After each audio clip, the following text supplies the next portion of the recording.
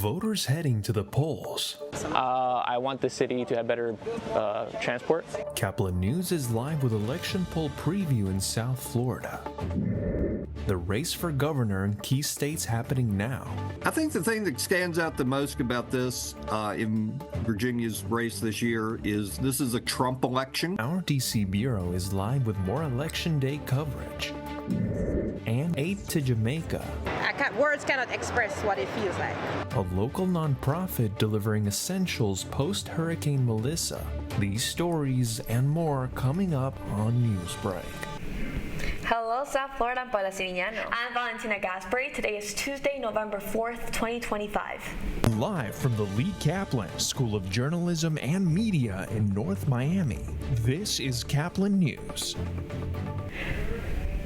America is waking up to the loss of a leader this morning. Before we begin with Election Day coverage, we have some breaking news. Former Republican Vice President Dick Cheney, who served alongside President George W. Bush, has died at the age of 84. That's right, and according to a statement from his family, Cheney passed away last night while surrounded by his loved ones. They say he died due to complications of pneumonia, along with cardiac and vascular disease. Cheney was in the White House with President Bush for 2 terms between 2001 and 2009. He was known as America's most powerful modern vice president and chief architect of the Second Iraq War. My father used to say that it's one thing to have a disease, it's another thing entirely to let the disease have you. And Vice President Cheney never let his coronary artery and heart disease dictate the course of his life. Cheney is survived by his wife Lynn, his daughters Liz and Mary Cheney, and 7 grandchildren. Well, here in Miami-Dade County, it's election day and a handful of our local cities. One of them is the city of Miami, which is where we find Caplin Samantha Gutierrez live at City Hall. Good morning, Samantha. Good morning, Paula and Valentina. I'm out here outside of City Hall where the polls opened at 7 a.m. this morning, and I already got to speak to voters who casted their vote on key mayoral elections. This is a big day for Miami, especially on the crowded mayor's race. With more than a dozen candidates on the ballot, voters are choosing who will replace term-limited Mayor Francis Suarez. Among the names, you will see County Commissioner Eileen Higgins, City Commissioner Joe Carollo, and former City Manager Emilio Gonzalez, just to name a few. Over in Miami Beach, voters are deciding between current Mayor Stephen Maynor and the City Commissioner Kristen Rosen Gonzalez. Both have focused their campaigns on public safety and the city's image as a tourism hub. I want the city to have better transport. There's a lot of traffic. Don't like that. I also want more affordability. The rent's a bit high. Well, a bit high, too high. Housing is also out of control.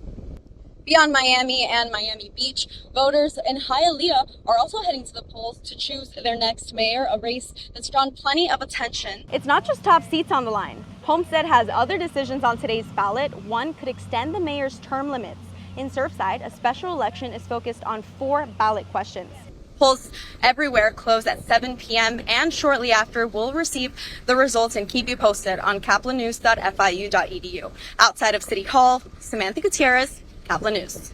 Well, Election Day is here for major races in New Jersey, New York, California, and Virginia. Our DC Bureau reporter Ivana Lewski joins us live from Arlington, Virginia with a good preview. Good morning, Ivana.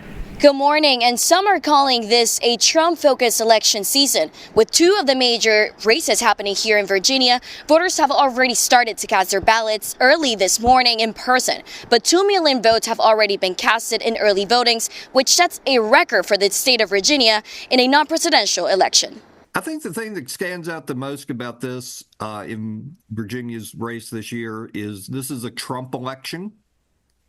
He overshadows everything. I spoke with Dwayne Jancy, founding editor of Cardinal News, who has reported in Virginia for more than 40 years. He tells me that in this governor's race between Democrat Abigail Spanberger and Republican Winsome Earl Sears, the Trump focus is not unusual. We've had one such election before. 2017, Virginia's governor's race came in Trump's first term, and Trump was a big factor in that. One of Spansburger's main issues is about the economy, focusing on the cost of living, while Earl Sears raises social issues such as transgender youth in Virginia public schools. Spanberger has been endorsed by former President Barack Obama and was at several rallies to support her. While President Trump said vote Republican, he hasn't endorsed Earl Sears and hasn't even mentioned her name. Most polls put Spanberger way ahead. In the state attorney general race, it's a much tighter race, with incumbent Republican Jason Miyares slightly ahead of Democrat Jay Jones. Earlier polls had Jones ahead, but some controversial texts he sent have narrowed the gap, and there's no clear frontrunner right now. In New Jersey, Democratic candidate Mikey Sherrill is ahead, but the race has tightened recently and Republican Jack Ciattarelli has gained some ground. This is another race with a former president endorsing the Democrat and the current president endorsing the Republican. In New York City, Democrat Zohran Mamdani is the frontrunner in the mayoral race against former Governor Andrew Cuomo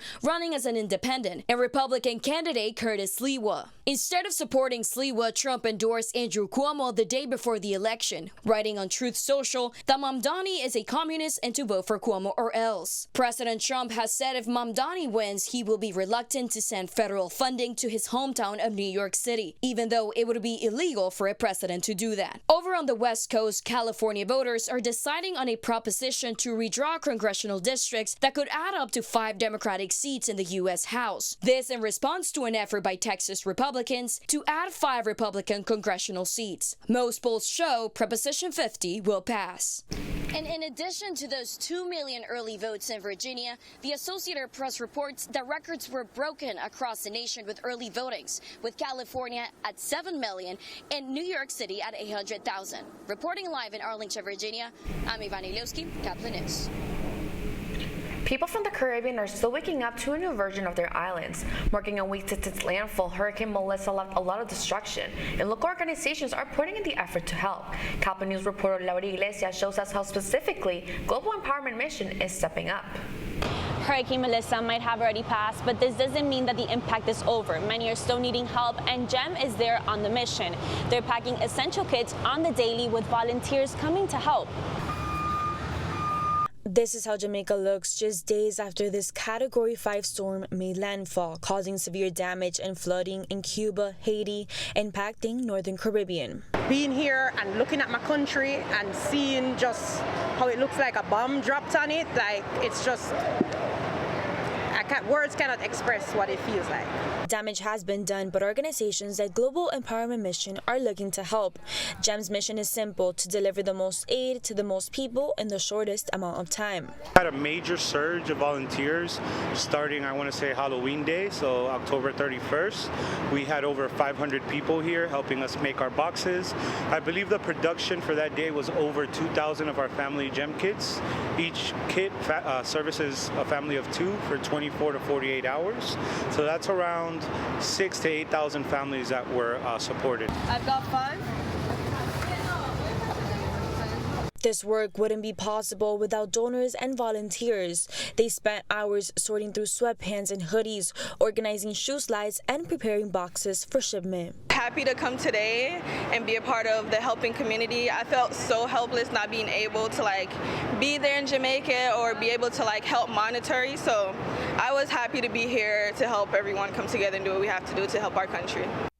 So if you're in Miami and you can lend a helping hand, GEM is looking for volunteers and donations. You can bring non-perishable items, clothing items, anything that might be of use. The Six Flags America theme park in Maryland has shut its doors for good. The site first opened in 1974 as a wildlife center and has been sold, bought, and rebranded several times before Six Flags took over in 1999. WJLA's Leanna Golden brings us more on how locals feel about the closure. It may just be an amusement park, but for so many, it was the one in their backyard. I'm gonna miss it because it's close by. It's easy to get to. It's convenient. The next closest one? Go to New Jersey. Oh gosh. I guess we're going to New Jersey. Sunday's closure creating big crowds. Look at all these cars and visitors leaving the park one last time. Some stopping by for a photo op, others getting the most out of those season passes. How many rides would you say you went on today? Oh, well, all of them except for the ones that were closed. To be honest with you, this is my first year. I have been here 5 times. I think they should keep it. It definitely gives a lot of kids jobs, things to do during the summer. Next year, what are they going to do? I know it's messed up. Everybody losing their job and stuff, nowhere to go. The county says it generates about $3 million in tax revenue from Six Flags, but believes it can do better. Six Flags operates on about 20% of the entire site, which means we really have not seen the full potential, the full economic potential of that site. So we're working with the ownership of Six Flags now as they vet those who have bid on that project. The county has a real interest in seeing quality development that really should be able to generate tens of millions. It would be great if it's a new investment in something like this for communities, entertainment for our kids, jobs. Many people in this area, including kids that we know, worked here. This is a great opportunity. I'm Liana Golden, 7 News. Yesterday was a successful night for the Heat and their fans as they played against the Clippers in Los Angeles last night. That's still ahead, and so is the story. We drove about 3 hours, got off work at 12:30, got home, took a shower, came straight back here. It's very important to me. The back-to-back World Series champs taking to the streets to celebrate another victory. Newsbreak will be back in 2 minutes.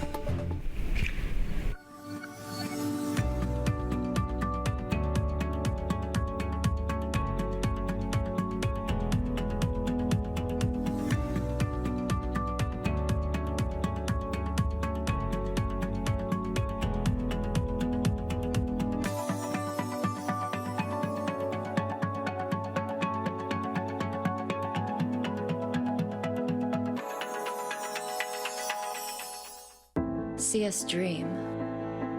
See us remember. See us protest. You matter. Your feelings matter. Your identity matters. Everything about who you are matters. See us fight back. See us rebuild.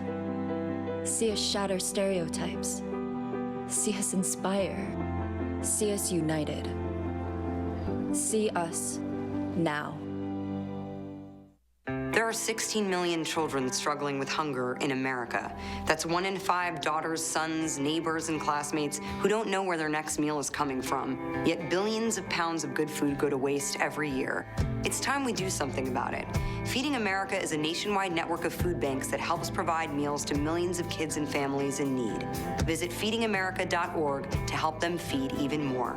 Together, we can solve hunger. Together, we're feeding America.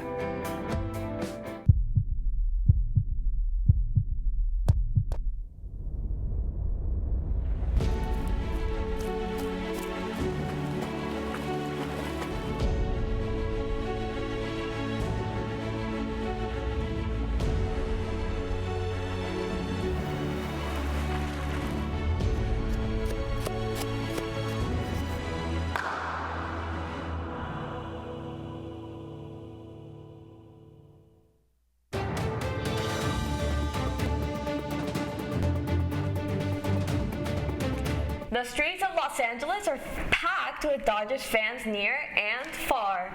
After a historic World Series finale, the Los Angeles Dodgers took to the streets to celebrate their back-to-back not Stanley Cup. I'm already thinking about the Florida Panthers. The Dodgers, their back-to-back championship win. That's right. KCAL reporter Deb Gwen has more on the parade. Confetti showering Figueroa Street as cheers echoed between buildings. Dodger manager Dave Roberts proudly hoisting the championship trophy. Fan favorites like Kike Hernandez got the crowd hyped as only he could, while World Series MVP Yoshinobu Yamamoto took it all in with the calm demeanor he often shows on the mound. Berta Ramirez played dominoes before the double-decker buses arrived. She was at last year's parade after being diagnosed diagnosed with cancer. She didn't let that stop her from being back here again. I'm doing a total of 12 sessions of chemotherapy. This is how a World Series voice sounds like. Ricky Gutierrez picked up his love for the Dodgers with his dad. He's passing it on to his son. This jersey is a Yasiel Puig jersey. I named my son after Yasiel Puig. His name is Yasiel. And this is Cora, my wife, my whole family. But the best thing is, everybody around here is my Dodger family. There were fans who came in from Visalia in Central California, which is near Fresno. We drove about 3 hours, got off work at 12:30, got home, took a shower, came straight back here. It's very important to me. Yesenia Hernandez had plenty to celebrate on top of seeing players like Mookie Betts, Blake Snell, and Tyler Glasnow. Well, it's my birthday. It's my 30th birthday, and what better place to celebrate it than here with Dodger Nation? Which is why the crowd showered her with love. Happy birthday to you! There were plenty of families who made lasting memories with their kids, some scooping up confetti as souvenirs. But for Berta Ramirez, baseball is more than just a pastime. It's a healthy distraction. Forget about the Caps, sir. It's all about the Dodgers today. Woo! Celebrating victories on and off the baseball diamond. That was KCAL's Jeff Gwen reporting, but if you're not a Dodgers fan and are already thinking about the next season, it'll take place March 25th. Opening day is scheduled for the next day, making it the earliest scheduled traditional opening day in MLB history. You know, I think some Heat fans were probably at the parade because the Heat were in Los Angeles. And this morning here in South Florida, those Heat fans are waking up celebrating after last night's game. The Heat won last night by 1 point against the Clippers. After a poor defense loss on Sunday to the Lakers, it appeared that the Heat were on their way to another defense night across the city. The final score for this game was Heat 120, Los Angeles 119. The Heat will play the Denver Nuggets tomorrow at 9 p.m. Well, that was all just a misconfusion. You see, I'm already thinking about the Stanley Cups, the Stanley Cup championship, and how the Florida Panthers were on the three-peat. So, you know, I think it was just seeing everyone celebrating. They reminded us when we were in Fort Lauderdale celebrating with the Panthers. You know, right now they won 6 games, they lost 5. They're playing tonight against the Anaheim Ducks, so we'll see how they do tonight. Oh, well, it'll definitely be a very fun week, and it was a very fun weekend for sports, especially for baseball and basketball. But for now, that's all the time we have for Newsbreak. I'm Paula Siriñano. And I'm Valentina Gaspari. You can get more news anytime at caplinnews.fiu.edu.